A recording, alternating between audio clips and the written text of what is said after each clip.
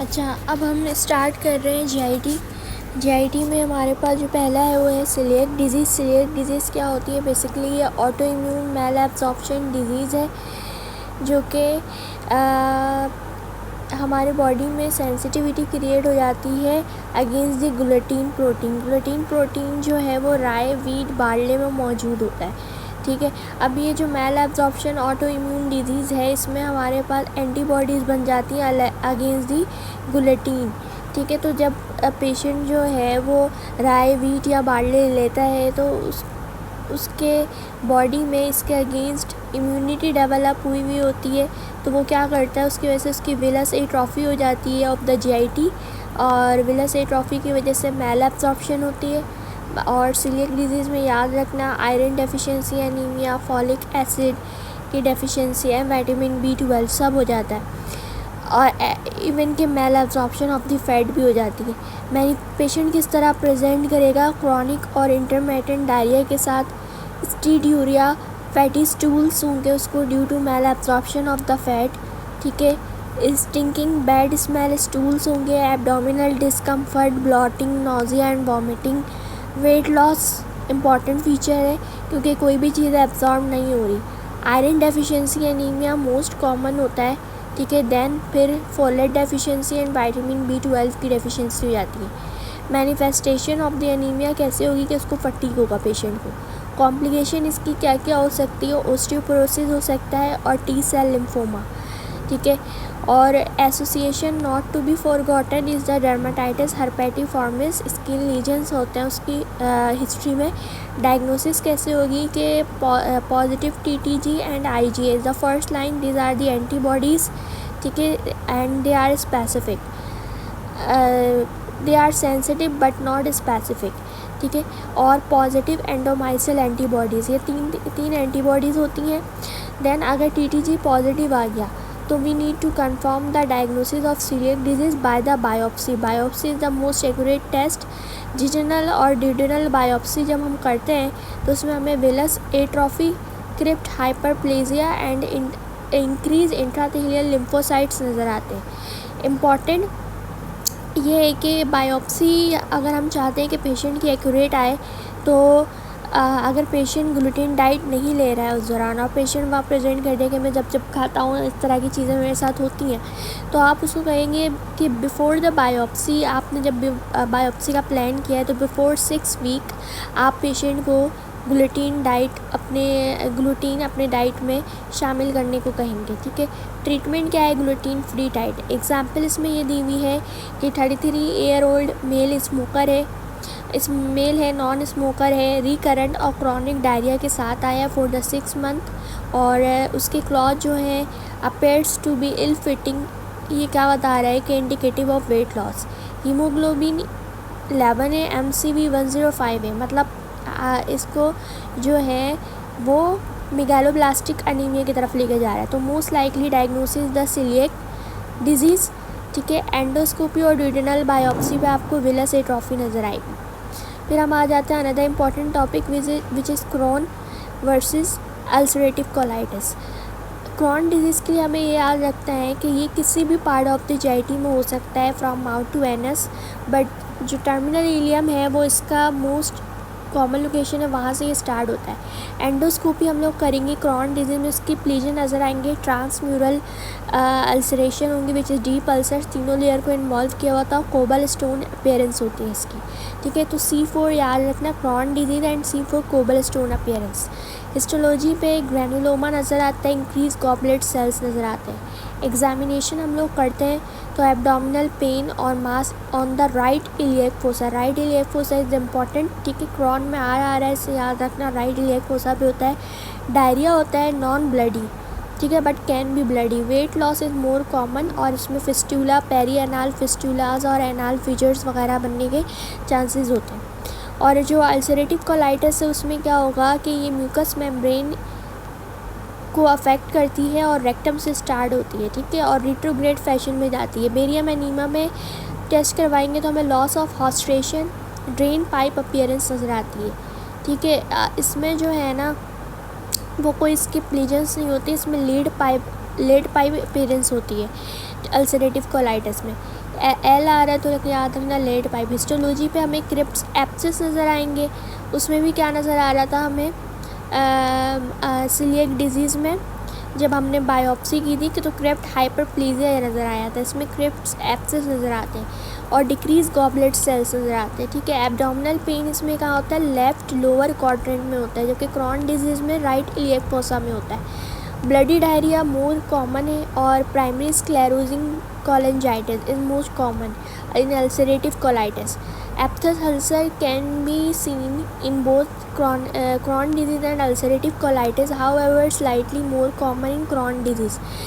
Smoking जो है वो क्रॉन डिजीज़ के रिस्क को इंक्रीज़ करता है और अल्सरेटिव कोलाइटिस को ये डिक्रीज़ करता है इसके रिस्क को, because smoking is the protective against ulcerative colitis. अब एक ही बात याद रखना कि क्रॉन डिजीज़ में हम कोलोनोस्कोपी करते हैं, तो कोलोनोस्कोपी करेंगे तो कॉबल स्टोन अपीयरेंस और जो है वो डीप अल्सर्स और इसके प्लीजेंस वगैरह नज़र आ जाएंगे। डीप अल्सर ना ट्रांसम्यूरल अल्सर्स। क्रॉन डिजीज़ में स्मॉल बॉवेल एनीमा हम करेंगे तो हमें कैंटर्स, स्ट्रिंग साइन और थॉर्न अल्सर्स एंड फिस्टुलाज वगैरह दिखेंगे, जबकि अल्सरेटिव कोलाइटिस में हम बेरियम एनीमा करते हैं तो हमें लॉस ऑफ हॉस्टल मार्किंग्स नज़र आते हैं, जिसको लेड पाइप अपीयरेंस कहा जाता है। ठीक है, तो मोस्ट अप्रोप्रिएट इन्वेस्टिगेशन इनिशियली तो हम स्टूल कल्चर एंड माइक्रोस्कोपी करवाते हैं, ठीक है, for the diagnosis of chronic diarrhoea, but the most appropriate investigation for Crohn disease is the biopsy which is colonoscopy. ठीक है, कोलोनोस्कोपी पे आपको कॉबल स्टोन अपीयरेंस और ट्रांसम्यूरल अल्सर्स और स्किप लीजन्स वगैरह दिख जाएंगे। During colonoscopy doctor will assess the gross features of Crohn and will take the biopsies of the affected colonic segments to look for microscopic evidence of Crohn disease, just like skip lesions or transmural cobblestone appearance, granuloma and the increased goblet cells। ठीक है, अब इसमें हमने क्या पढ़ा था कि ulcerative colitis में गॉबलेट सेल डिक्रीज होता है, क्रेप्ट एप्सिस नज़र आते हैं। ठीक है, अच्छा, अब ट्रीटमेंट क्या होता है क्रॉन डिजीज़ में, हम ओरल प्रिडनीसोलोन, एक्यूट अटैक है फर्स्ट लाइन ट्रीटमेंट ओरल प्रिडनीसोलोन या हम ब्यूडनिसाइड दे सकते हैं। अगर हम दोनों पेशेंट को नहीं दे सकते तो मिसलाजाइन हम देते हैं which is the second line. Mnemonic C से याद रखना corticosteroid prednisolone is the first line for the Crohn disease. ठीक है, अल्सरेटिव कोलाइटिस है तो 5-ASA mesalazine is the first line to induce remission. ठीक है, और सीवियर अल्सरेटिव कोलाइटिस एक्सासर्बेशन है जिसको टॉक्सिक मेगाकोलोन कहा जाता है, तो हमें IV हाइड्रोकॉर्टिसोन देना होता है। ठीक है, उसके बाद निमोनिक में याद रखना है, ये पहले ही बता दिया कि क्रॉन में कॉर्टिकोस्टेरॉइड प्रिडनीसोलोन दिया था फर्स्ट लाइन। बैरेट्स इसोफेगस है अंडर क्यों होता है ये कि prolonged hydrochloric acid reflux to the oesophagus की वजह से विच इज़ ड्यू टू गर्ड।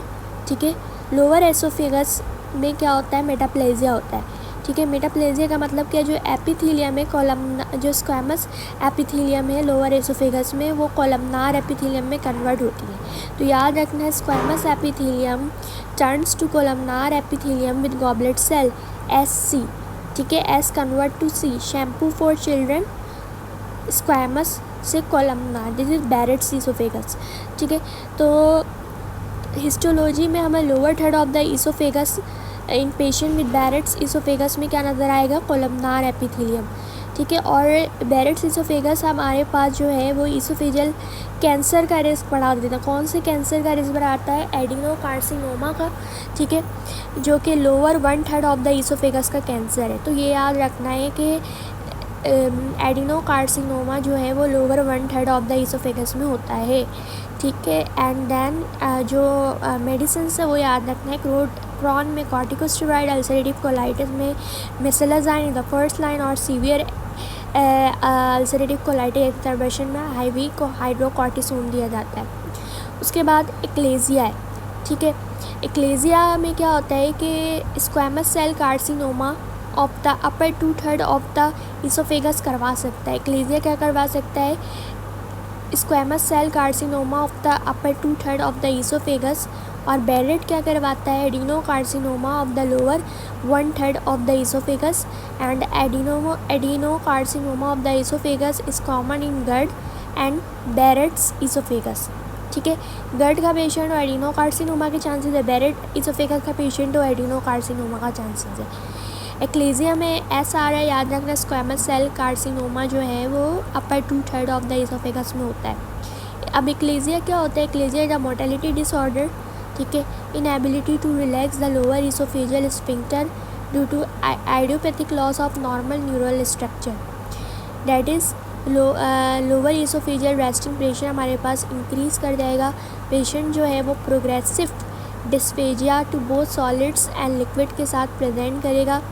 और the word regurgitation should draw your attention towards either achalasia या फेरेंजियल पाउच, जिसको ज़ेंकर्स डायवर्टिकुलम कहा जाता है। जबकि जो फेरेंजियल पाउच के जो पेशेंट होते हैं उनमें कुछ स्पेसिफिक फीचर्स होते हैं, जैसे हेलिटोसिस, बैड ब्रीथ स्मेल, ठीक है, स्टेल फूड ऑफ फ्लूड वगैरह, gurgling sound in the chest when drinking and the sensation of the lump in the throat, और एक नेक बल्जिंग नज़र आएगी। ठीक है, तो हेलिटोसिस है, गगलिंग साउंड है और sensation of lump in the throat and neck bulge. Important note, अगर डिस्फीजिया हमारे पास प्रोग्रेसिव है और वेट लॉस के साथ पेशेंट प्रेजेंट कर रहा है और ओल्ड इंडिविजुअल है, तो हमें इसोफेजियल कार्सिनोमा सस्पेक्ट करना है, even if there is gurgling sound on drinking. ठीक है, it can also occur in cancer. Regurgitation की वजह से एक्लेजिया में एस्पायरेशन, निमोनिया, रेस्पायरेटरी सिम्टम्स आएंगे, प्रोडक्टिव कफ हो सकता है, फीवर हो सकता है। एक्लेजिया का कोई रिलेशन नहीं है टोबैको के साथ, अल्कोहल के साथ, जबकि इसोफेजियल कैंसर का रिलेशन होता है।